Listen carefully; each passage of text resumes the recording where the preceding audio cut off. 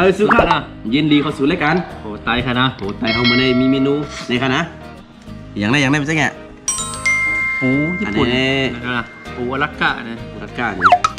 เขาก็พยายามกินในพวกค่ะนะอลาสก้าไก่อยากเป็นอะไรถูกแค่พูดนะเจ๊เงี้ยเขาก็ห่างหายกว่าหลายคลิปแล้วนะโคตรไตเขาเนี่ยพันเจ๊เงี้ยเขาเนี่ยเลือนนึงค่ะนะเลือนนึงค่ะเลือนได้มาถ่ายในก็ว่างเราในวันนะว่างค่ะนะในเขามาเย็ดนี่ค่ะปูญี่ปุ่นเนี่ยปูอลาสก้าแล้วเกลืออย่างนู้นนะเขาตีมาจิ้มตัวว่ามันตีหวานนะเข้มในค่ะนะเขาตีมากับน้ำจิ้ม3 รสในค่ะนะในน้ำจิ้ม3 รสค่ะนะตำไว้เอาค่ะนะเนี่ยอันนี้มันจะสูตรเราไปใช้ไงด้วยใช่ค่ะนะได้ตำเพิ่งอ่ะคันลืมมากนะอันนี้เขาเฮ็ดชื่อกินค่ะนะเขาตีมาเข้มจะมากินกระขามันก็อยู่เขาตีมาลองจิ้มด้วยค่ะนะเขาหนึ่งเขาต้มนะเขาหนึ่งมือขั้นตอนการทำเขาขึ้นไปถ่ายไว้ค่ะนะหนึ่งค่ะเขาหนึ่งเอานะเขาอยู่ที่เฮือนกันค่ะนะเฮ็ดที่เฮือนกันค่ะมาค่ะนะเขาตีเอาตั้งไหนก่อนตั้งนานกลางเอาตั้งกลางเลยเนาะโอ้โหมันอดๆที่ไหนเปิดมาเนี่ยนี่ค่ะนะแล้วก็ที่ไหนก็อยู่เนื้อมันจะเป็นชื่อไหนกันนะไปจำได้นะเปิดมันบางๆนะครับเปิดเนี่ยบางๆนะมันหนาเหมือนปูมันธรรมดาเพื่อนเล่นนะนะนี่ค่ะนะโอ้โหโอเค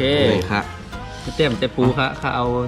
ก็ปูอัดเต็มกล่องกันหน่อยมาใส่ไว้กันเหมือนเต้นเหรอเนาะพักนึงเหรอเข้มเลยเอายิ้มได้ไหมกำมือปิดใจไงจิ้มไปเนาะอ่ะเป็นไงซะนะโอเคค่ะเนาะแล้วก็เปิดโต๊ะคลิปแรกที่เขายังกับหลายวันบอกว่าเดินไปเนาะเขาอะไรมาของมันเลยเดินไปเลยเอาพร้อมกินครับเอามาจิ้มด้วยครับแน่ๆห้ามกินค่ะเนาะเปิดกระเพราแกอันนี้ห้ามกินนะเก้อในห้องกะยางไอ้กรอบๆไปตำมันมีกันเลยมาไกลลูกเมืองห้องมีไหนเนาะใช่เมืองห้องมีไหนแต่เขาถึงมีทะเลด้วยเนาะเอาครับมาครับก็จิ้มด้วยค่ะนะค่ะก็ย้ำกินในพวกอมแรกกินของเสียดายกิ๊บไปกินพวกอมก็ข้าวเหนียวมะขามทงกิโลนะกับเขาเนาะกับเขาจำด้วยค่ะนะแล้วก็นะครับอะไรครับจืออะไรอย่างเงี้ยฟังจริงครับรสชาติ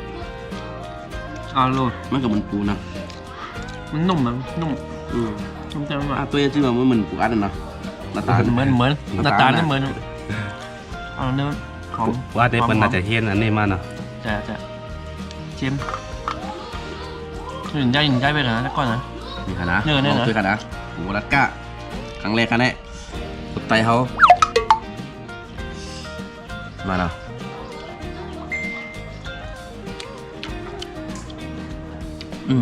มันเหมือนปูแหละมันเหมือนปูแหละเป็นปูมันก็เหมือนปูแล้วนะเหมือนปูอ่ะข้ามปูราคาเนี่ยก็เช็คด้วยกันเนาะอันนี้ทำจะบอกกันนะราคา1 เห็นกว่ากันนะ1 เห็นไปปลายนะกายอยู่เนี่ยปูเนี่ยเอากาเตะค่ะก็กังเงียบตีน้ำโพค่ะสอดตีน้ำโพมาแค่ไหนนะก็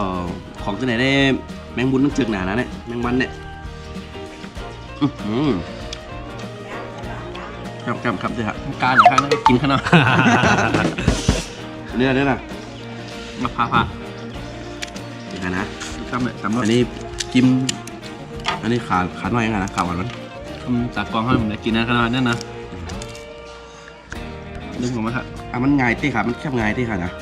สมิงคาติเลี้ยงปูหน้าเขาเมืองใต้เลยนะใหญ่เนี่ยคือมันใหญ่พวกนั้นแต่เงี้ยรวยอ่ะ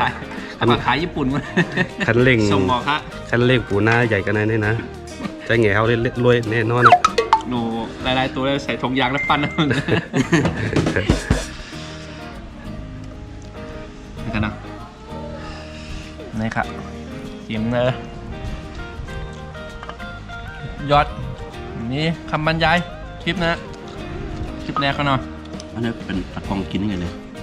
ทำลายไหลเอาตะกองน้ำลายเตะกันนะ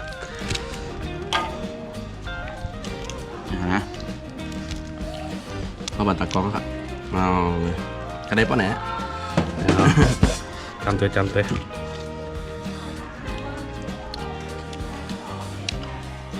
เอาเดี๋ยวดิไม่